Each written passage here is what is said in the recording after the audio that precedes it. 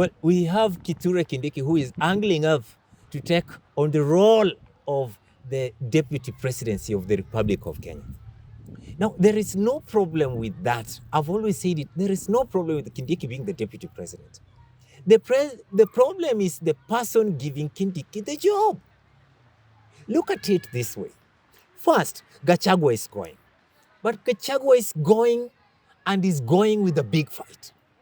And I can tell you that before you wish out all this, Kindiki, the biggest problem that you're going to have is that you are going to be the deputy president, fine, but Gachagua is going to stay in the courts till 2027.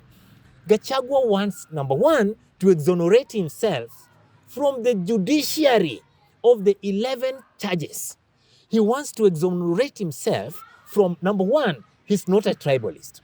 Number two, he did not fleece any money from the coffers of the public, and all the 11 charges, the remaining ones.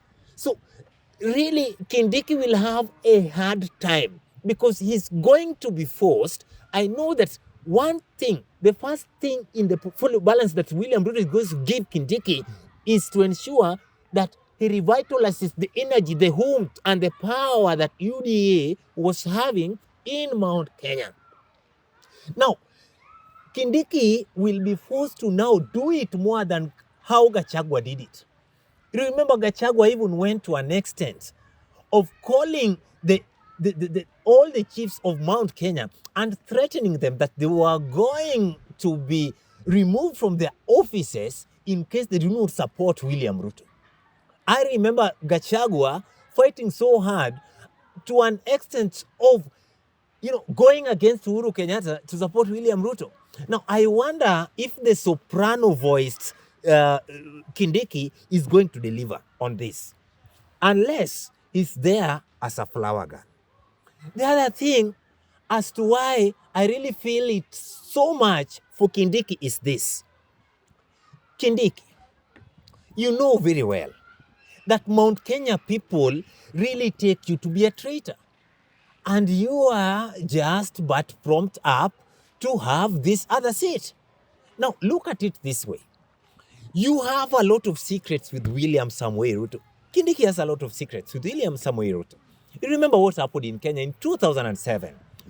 In 2007, we had mass killings that prompted the ICC to come to Kenya. We had the Kiamba issues and the rest. We had William Ruto exonerated, not because he was all that clean, but it is because we had what is called the missing witnesses. No one will tell us how the witnesses have been missing from 2008 to now.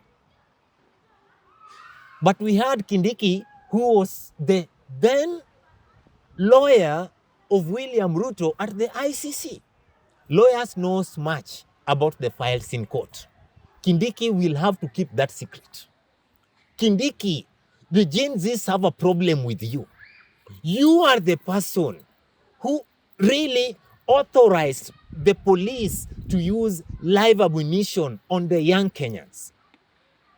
Your children are safe, but you used live ammunition, live bullet on young Kenyans who are just but not fighting for a political space, but for fighting for economic justice. You ended up giving an order for them to be killed. So for me, Kindiki is a bigger baggage than Gachagua. And I think that Kindiki, you really must have to really think and tantalize on how you're going to work moving forward. Because it's not all that swift. Because you're making the same mistakes that complicated issues for Gachagua. You want to be the deputy president. But how comes you don't have a party? You don't have a party. How are you going to negotiate? Where on earth have we ever had a president having an MOU with an individual? It has never happened. Even Raila Amolo Odinga in this broad-based government had an MOU in secrecy with William Samoei Ruto when we had Obasanjo in Kenya. And part of the MOU is that Raila must find himself in the African Union. that Junet should be somewhere, Joe should be somewhere, Buddy should be somewhere, people like Wandai should be somewhere because of a political party. Your goose is almost getting ready. I'm telling you, there is nothing at all that is going to change. And on moving on to the fourth point of the aftermath, there must be an aftermath because Gachagua is a son of the Mau Mau. He's not someone you can wish away. Gachagua is going. We have to admit that. But one thing that you have to know is that Gachagua will leave. Sure, as you want him to leave. But he has got his people. He's going back home. You are sending a villager back to the village. Now, when Gachagua is home, playing politics 24/7, down to the ground with his supporters, what will you expect? Trying to exonerate himself through the judiciary, whipping emotions. I'm telling you that the Gachagua impeachment, this issue is going to move on and whip emotions and also spur up anger in the Mount Kenya, because all these sessions, all these proceedings of the court will be televised. I am shocked that whenever you even look at Inoro, when you look at some kind of stations that they have, the vernacular stations, both radio and television in Kikuyu land, they're speaking much on how Gachagua is being mistreated by the same government that he did put in place. I can tell you, you can do anything you want to Gachagua. But just like a madman, if you want to know the relatives of a madman, then dare insult that madman. Indeed, what is going to take place right now in this Gachagua impeachment is going to cause a lot of casualties to William Samoei Ruto.